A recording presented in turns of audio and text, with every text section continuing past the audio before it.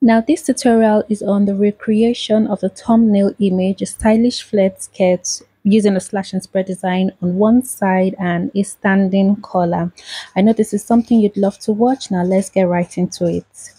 So I have my pattern paper here on fold, and I'm going to be taking my horizontal measurements, my waist, my hip, and at the bottom of the skirt. This skirt is going to be having a 1.5 inches band at the top.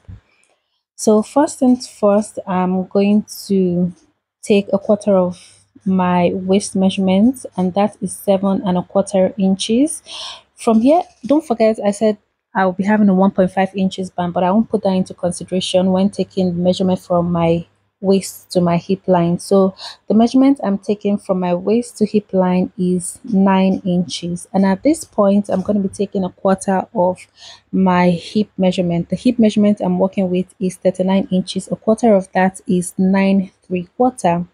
So at the bottom here, whatever I have at the hip side is what I'll just take down. So I have 9.75. I'm also going to put 9.75 at the bottom of the skirt just here. So because this is not a straight skirt, it's kind of flared. At this point, I'm going to be coming out by 6 inches just to achieve a flared effect or an A-line effect. And I'm going to connect from this point all the way to the 6 inches mark. So after connecting the lines, the next thing is to create our curve where we'll also create our slash and spread. So at the bottom here, I'm going to be coming in by 2 inches. And at the top of the waist, I'm going to be coming down by 2 inches as well. You can use whatever measurements, works for you. So I will just connect this now using my hip curve.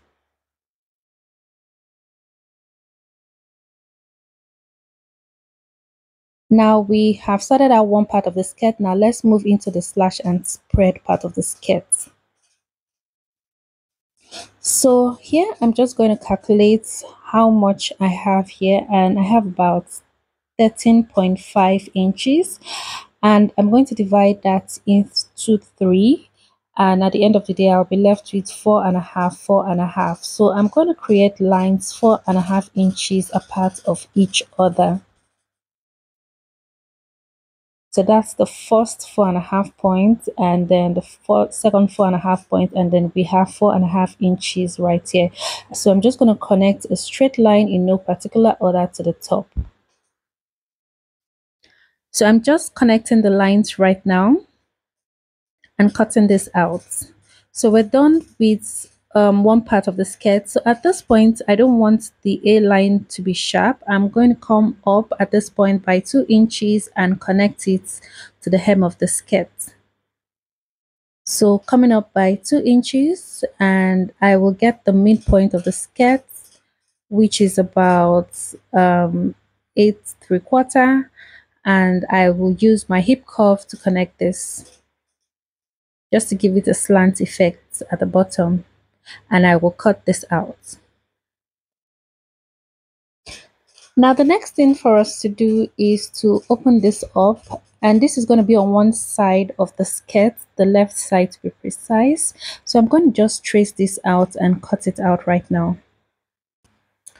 Before cutting, I actually drafted this side of the skirt on another piece of my pattern paper, and this is for the back piece. Okay, because of course the back piece is going to be having 1.5 inches zipper allowance, so I just thought to chip that in.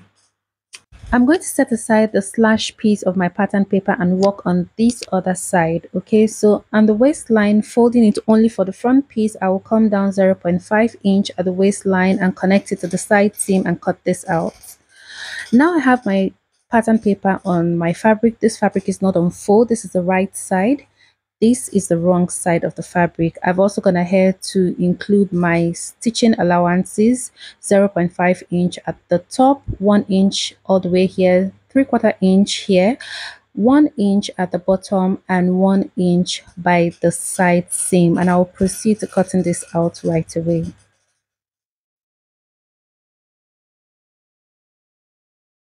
If you haven't subscribed, please do well to subscribe, give a like, a thumbs up, and don't forget to share. Thank you. So after cutting, this is what we have. One part of the front piece is ready. Working on our back pattern now.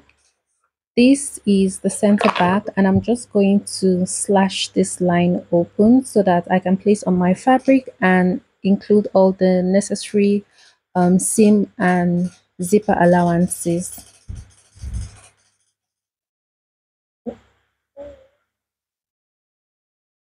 So I have this placed on the fabric right now, but also important to note, this is placed on the wrong side of the fabric. This is the right side of the fabric, unlike the front pattern where I actually placed it on the right side of the fabric. Okay, so I've included all my allowances, as you can see.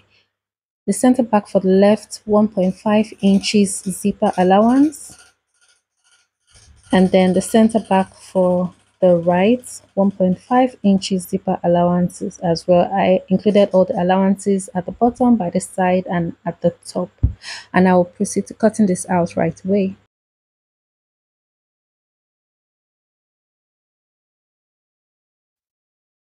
So at this point, I'm just going in by 1/2 inch on the zipper side of my skirt and slashing this out. And this is to eliminate zipper bulge. So we do this for skirts, for pants, and for dresses.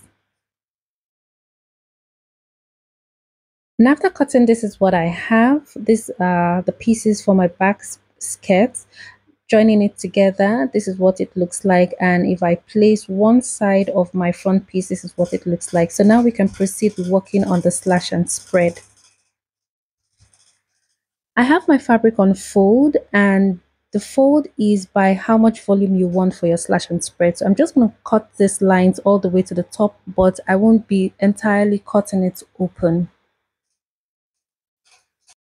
So I've placed my pattern nicely on my fabric, and I've also spread it. And if you note on this side where it's written side seam no joining, just like the image shows, there is no joining or sewing, side seam sewing at this point. So you want to make sure when you're placing your pattern paper, it's on the folded edge of your fabric and not on the open side of the fabric. So my slash and spread is open 6 inches apart of each other. You can do more, you can do less. One thing you need to consider is whatever you have at this point of your fabric or on your pattern has got to correspond with what you have on your actual fabric. So taking this measurement, I have about 25 inches and a quarter after the spread. So I just want to confirm what I have on my actual skirt fabric. And then because this it doesn't have any gathers, it's just a straight sew, you just want to make sure that it tallies. So taking my measurement, I have 25 and a quarter, which is just perfect. So now I can proceed to cutting. Don't forget to include your allowances by the side and at the bottom.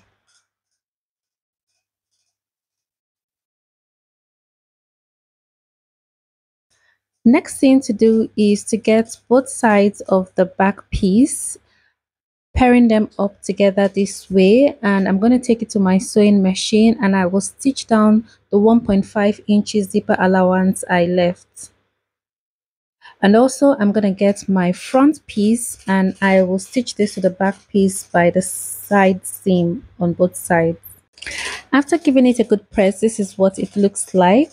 This is what the back looks like. I have stitched down the zipper allowance. I gave it a good press by the seams and it's looking so neat.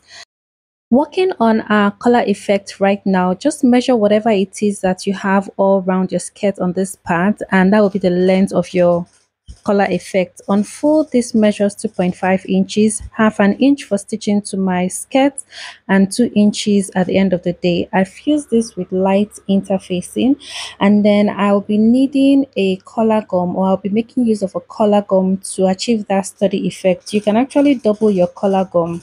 So I'm going to press this down on my fabric, but I will leave 1 inch before I start to press it down on my fabric all the way to the end. After attaching my collar gum, you want to make sure where you have the collar is facing you whilst you attach it to your skirt. So I'm going to take it to the sewing machine and run a straight stitch all the way round it before attaching my flare. Now this is what we have after attaching the collar effect. It's looking really neat. Then the next thing now is to get your flared piece. Flip your skirt this way, and then you want to make sure that the seam on the skirt matches with the notch you have on your flared piece. And that's what I'm trying to achieve right now. I'm also going to hold it down with a pin just in case.